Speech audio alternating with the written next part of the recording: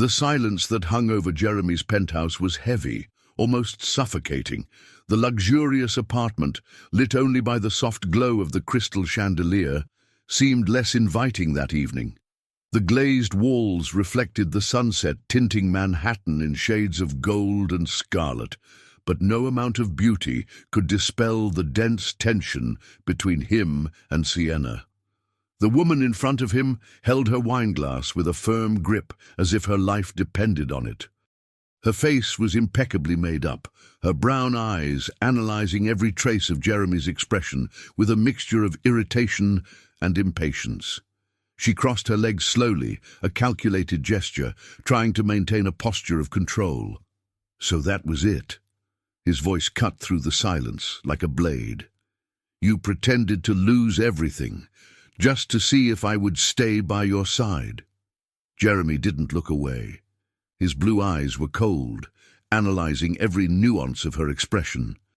I had to know, he replied, his voice firm, but laden with something deeper, pain. Sienna let out a heavy sigh, as if she was exhausted by it. My God, Jeremy, this is so pathetic. Do you really think a relationship can survive without stability? Jeremy remained motionless. So that's it? I'm worth less to you now that I'm not a billionaire? Sienna laughed, a short, humorless sound. She swirled her wineglass, watching the scarlet liquid swirl around, as if processing something. Do you really believe in fairy tales? She tilted her head, her eyes shining with a mixture of contempt and frustration. Love? Jeremy, let's face it.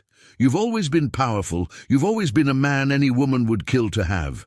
Did you really think that was for you? I mean, you're a handsome man, but that doesn't last forever, does it? The blow was accurate. Jeremy felt a twinge in his chest, but he didn't show it. He already knew the answer, but hearing it out loud, cold and calculated, was like being punched in the stomach. And Richard? He asked, the name spilling like poison from his lips. Sienna blinked. For a brief moment, her expression hardened. How do you know that? Because I'm not an idiot. She didn't deny it. She just smiled. A cynical smile without guilt, without remorse. And what are you going to do? Cry? Call me a gold digger? Sienna arched an eyebrow, sipping her wine with annoying calm. Jeremy watched her for a long time.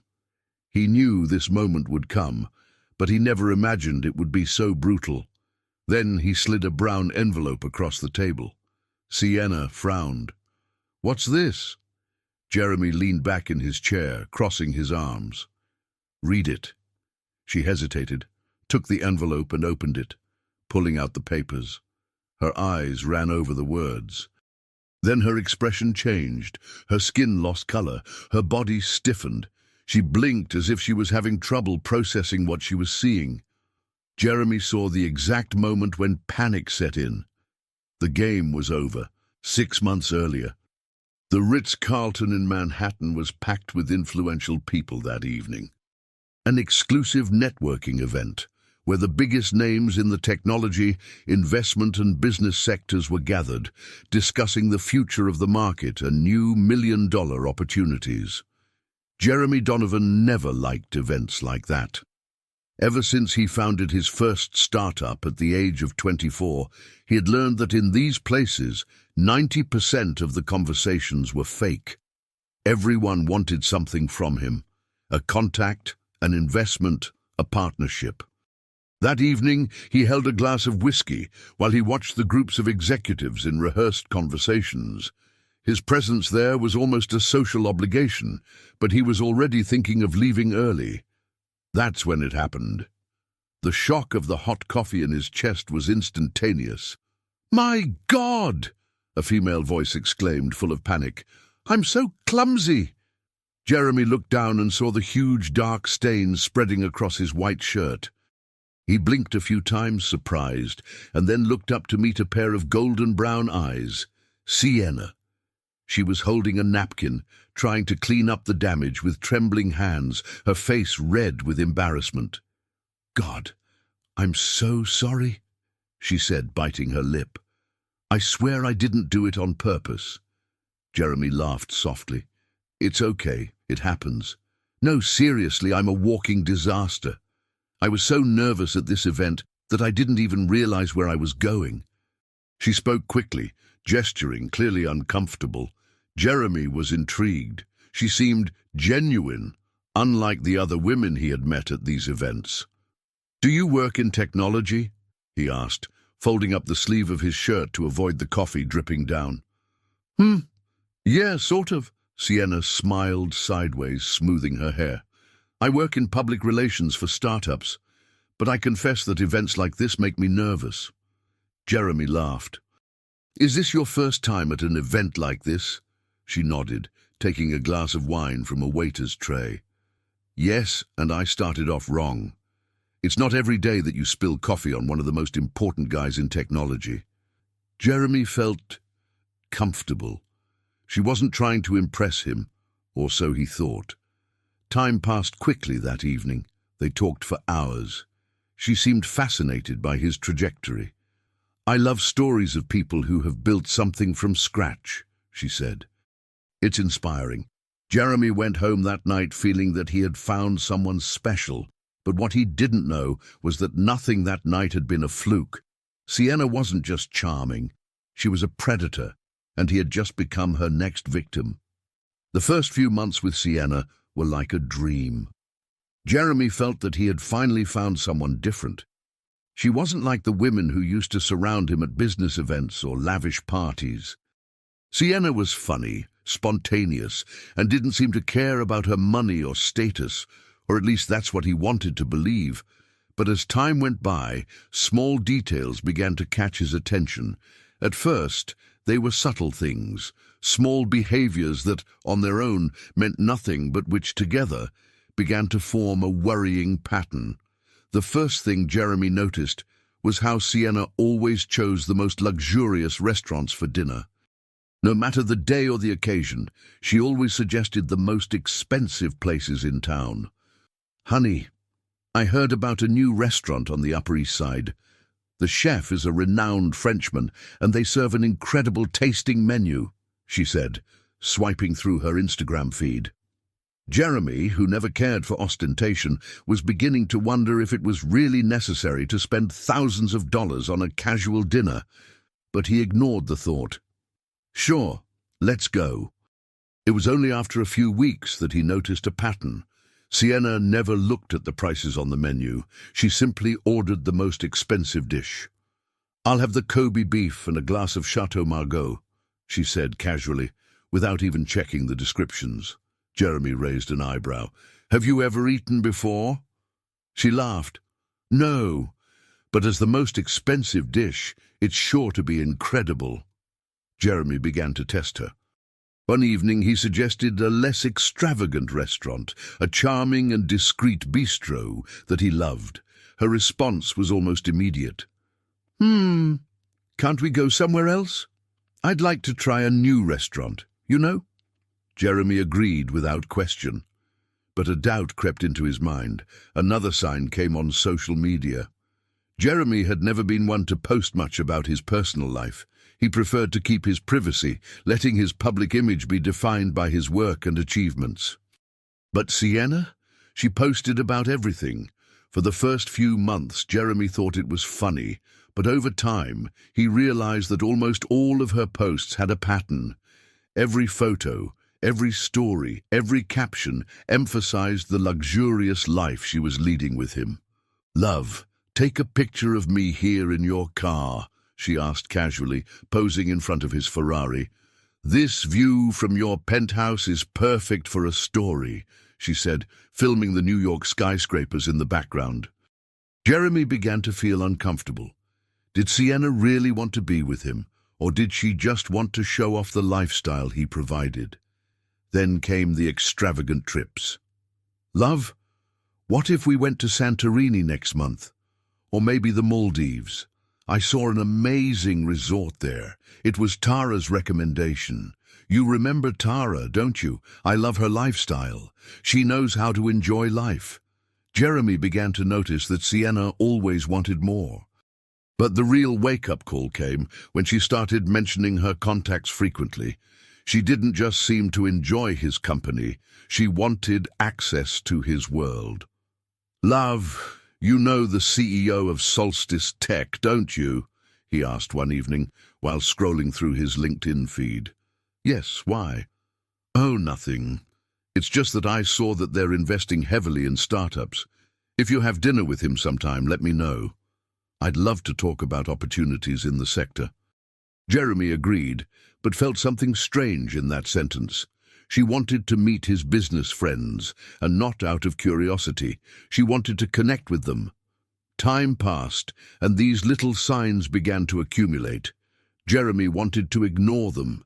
He wanted to believe that he was just exaggerating, that Sienna was no longer a gold digger.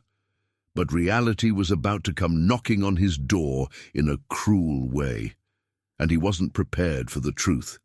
Doubt was eating away at Jeremy. No matter how hard he tried to ignore it, he couldn't shake the feeling that Sienna wasn't with him for love. He tried to rationalize. Maybe she just liked nice things. Maybe he was being paranoid. But then came the final blow. It was a random night. Sienna had fallen asleep earlier on the sofa while they watched a movie. Her cell phone vibrated on the coffee table. Jeremy didn't want to be that kind of guy. He was never one to go through his girlfriend's cell phone. But something inside him forced him to look. The lighted screen showed a message notification. It was from one of her friends. He quickly read the message preview. "This apartment of his is surreal, girlfriend. I'd give anything to get a guy like that. And the contacts? Have you managed to connect with the elite? Just imagining that you'll soon be a millionaire too. You're something, Si. I never doubted you'd make it." Jeremy felt his heart racing. This was it. The confirmation he needed. Sienna wasn't with him for love. She saw him as an investment. He took a deep breath and hung up the phone, trying to process what he had just read. It was at that moment that he made a decision. He would test her, and he would see if she would stay by his side, if he lost everything. The following week, Jeremy put his plan into action. He waited for the right moment, and over dinner, he dropped the bombshell. "Darling, there's something I need to tell you." Sienna, distracted by her cell phone, looked up. "What?" Jeremy pretended to hesitate. "I'm going through a legal problem at the company. I've had to sell my stake. And, well, I'm going to have to start again from scratch." Sienna's face remained neutral for a few seconds. "What do you mean, starting from scratch?" Jeremy sighed. "I still have a bit of money saved up, but I can't afford this lifestyle anymore. I sold the penthouse. I'm moving to a smaller apartment. I'm also moving away from management and, well, now I'm just a programmer." Silence. Sienna blinked a few times, processing the words. Then she took a sip of her wine and forced a smile. "But you'll find a way, right? You'll find a way. It's not possible for so much money to run out overnight. I mean, you're rich as hell. You'll sort it out, won't you, darling? It must be a mistake." Jeremy watched her intently. She wasn't worried about him. She was worried about how it would affect her plans. Jeremy knew his plan was working. What he didn't know was that the truth would be even worse than he imagined, and that Sienna, or Victoria Wells, was hiding a much darker secret. Jeremy's plan was working. In the first few days after her fake bankruptcy, Sienna still tried to keep up appearances. She sent sporadic messages, as if she was still invested in the relationship. "How was your day at work?" "I hope you're well, darling." But Jeremy knew it was just a facade. The frequency of messages and calls began to diminish. The once daily visits, full of enthusiasm and affection, now became rare and distant. And then the cancellations began. "Honey, I'm sorry. My boss asked me to stay late. I'm exhausted." "Oh, it's been a busy week. I'll let you know when I have some time, okay? Shall we reschedule dinner? I've had a lot of commitments lately." Jeremy listened to the excuses, but he knew exactly what was going on. Sienna was moving away. Then a new name came up in her conversations. Richard, the new CEO of a competing company who had just arrived in town. I met Richard Tanner by chance the other day. He said he wants to invest in startups too. You'll love meeting him, darling. Richard is incredible. He has a business vision very similar to yours. Jeremy knew what was going on. He was no longer useful to Sienna. She was already looking for a new target. The final blow came on a Friday night. Jeremy was at home, alone, when he received an unexpected message from a mutual friend. Dude, I saw Sienna leaving Nobu with Richard. They were holding hands, and he sent a photo. Jeremy felt his chest tighten. He reread the message several times, hoping that somehow he was getting it wrong. But there was no mistake. Sienna was with another man, and at that moment Jeremy realized that he needed proof. He needed to know how far her lie went. So he hired a private investigator. And the truth, he discovered, was far worse than he could ever have imagined. When Jeremy opened the envelope the investigator handed him, he felt his hands shaking. The first thing he saw were photos. Sienna, or rather Victoria Wells, with other men. Not only did she have a suspicious past, she had done it before. Each of the images showed Sienna, or Victoria, at different points in her life. Romantic dinners with successful businessmen, luxurious trips with CEOs, social media posts showing off expensive cars, penthouses and jewelry. Jeremy turned the page, and then came the documents. Records of bank transfers, statements from ex-boyfriends, copies of forged passports. He saw the pattern. Victoria Wells wasn't just a woman of interest. She was a scammer, a predator. She approached rich men, won their trust, infiltrated their lives. And when she found another, richer victim, she disappeared. Jeremy flipped through the dossier quickly, feeling the blood boil in his veins. That accident at the networking event. Nothing was by chance. Sienna hadn't just spilled coffee on him. She had planned that meeting. She already knew exactly who he was. Jeremy closed his eyes and took a deep breath. The man he thought was smart, cautious, had been fooled like an amateur, but not anymore. Now he had the power to end her game, and he would do it in style. Jeremy prepared everything. That evening he invited Sienna to his apartment for one last dinner. He needed to see her lie to his face one last time. She arrived looking stunning, as always. Fitted dress, high heels, flawless makeup. "You look beautiful today," she said, leaning over to kiss him. Jeremy returned the kiss, but his mind was as cold as ice. "Thank you, Jeremy. Sit down. I want to talk to you." Sienna took the glass of wine he had poured and smiled. "Uh-oh, what about?" Jeremy slid the brown envelope across the table. She blinked. "What's this?" "Just read it." Sienna hesitated, then took the envelope and opened it. When she saw the documents, her face went as white as paper. Her hands shook slightly. She blinked several times as if trying to process what she was seeing. Then slowly she looked up at Jeremy. For the first time, he saw something different in her. Panic. This isn't what you think." Jeremy crossed his arms. "Or rather, should I call you Victoria Wells?" Sienna swallowed. "Jeremy, I can explain." "You don't have to. You've explained this to other men before, haven't you?" His voice was firm, without emotion. "But with me, the game is over."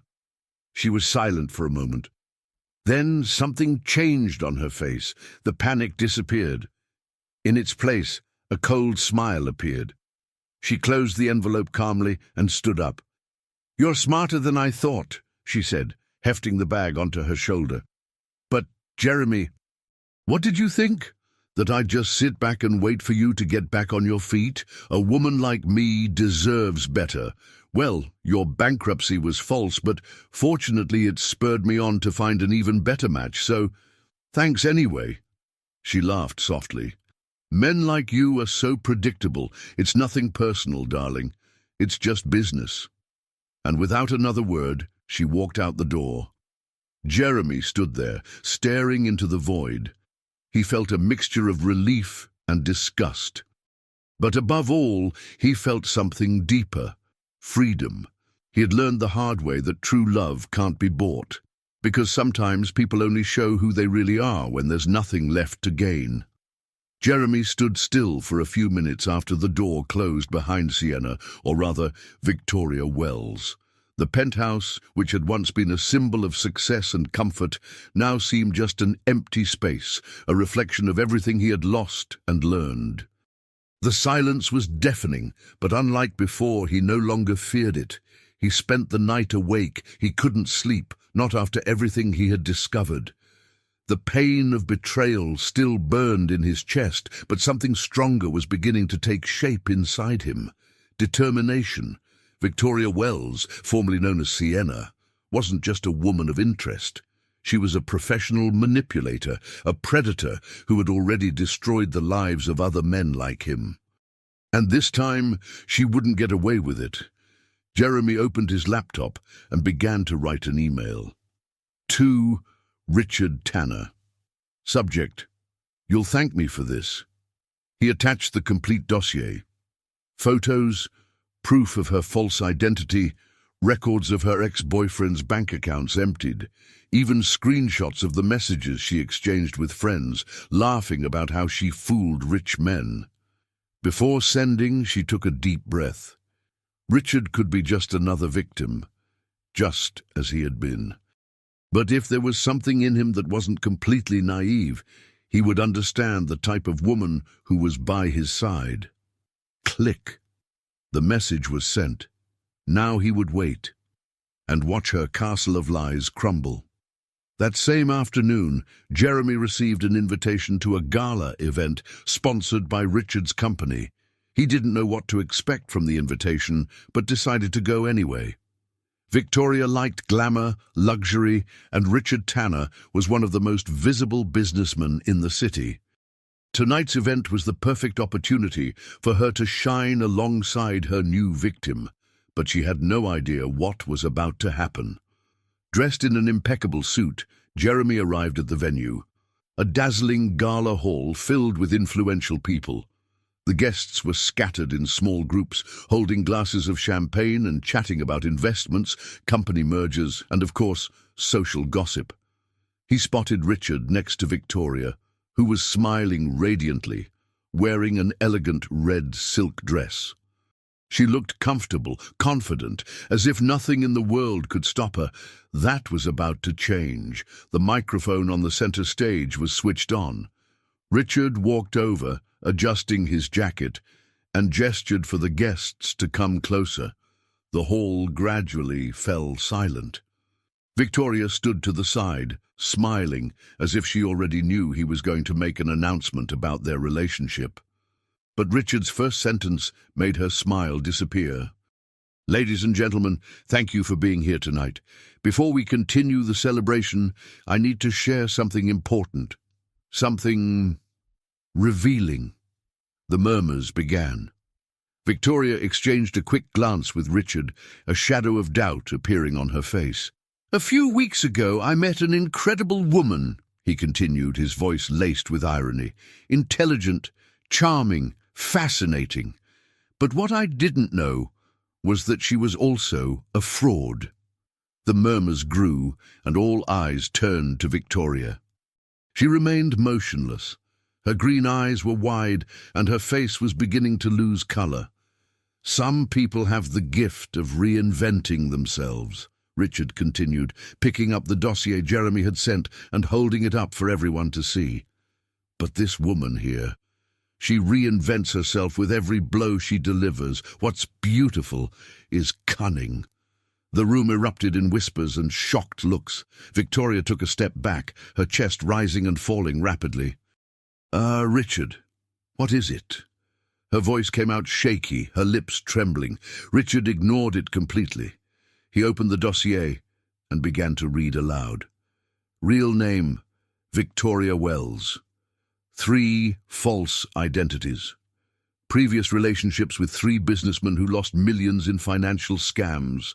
Bank transactions transferred directly to their accounts.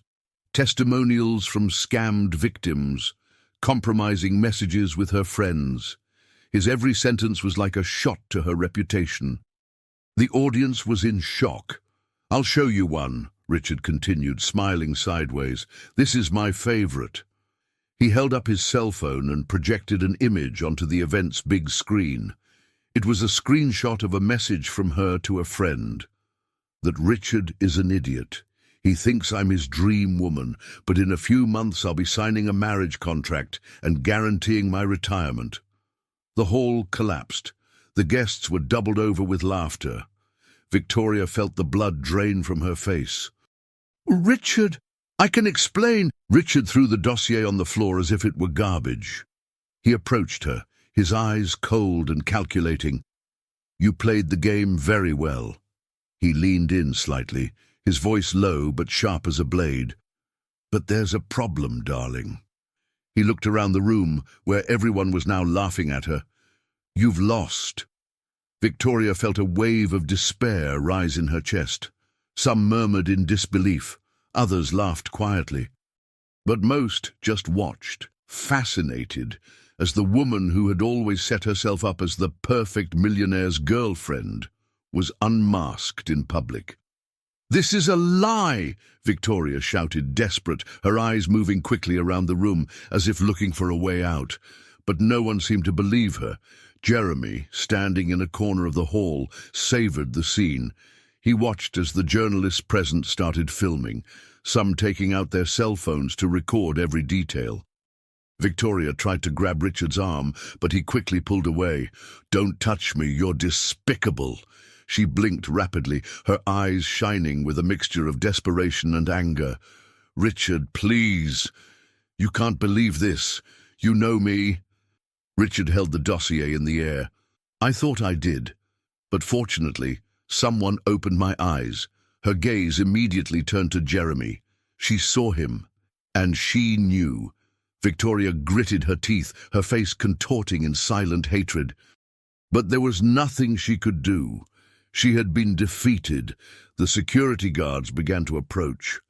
"Miss, I think you'd better accompany us outside for a chat," one of them said calmly. She took a step back, her chest rising and falling rapidly. She knew that, at that moment, her name was tarnished. Her blows had come to an end. Victoria looked around, seeing that no one else was by her side. She was alone. With one last hateful glance at Jeremy, she turned and left the event, under the stares and muffled laughter of the guests. As she was being led away by the security guards, Jeremy approached. "What an interesting spectacle. Could I have unmasked you?" "I could have, but it wouldn't have had the same impact. You were already with another victim. It was better this way, so I could enjoy your defeat from the sidelines." "I'm sorry, darling. It's nothing personal." "In your own words, it's just business. Have fun in prison." With those words, Jeremy washed his soul clean. Richard approached him, still holding the dossier. "It was you, wasn't it?" Jeremy took a sip of whiskey before answering. "I only showed you the truth. You made the right decision." Richard laughed, shaking his head. "I can't believe I almost fell for that woman." Jeremy looked down at the glass in his hands and shrugged. "Welcome to the club." They exchanged a complicit glance. Jeremy didn't need anything else.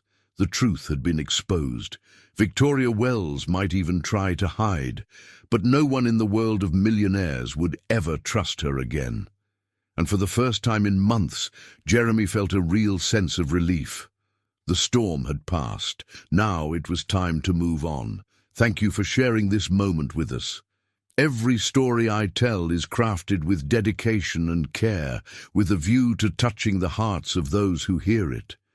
If this narrative has awakened something in you, please consider signing up so that we can continue together on this journey of telling stories that move. Your support is essential if we are to continue sharing these unique experiences. Cheers, and we'll see you in the next story.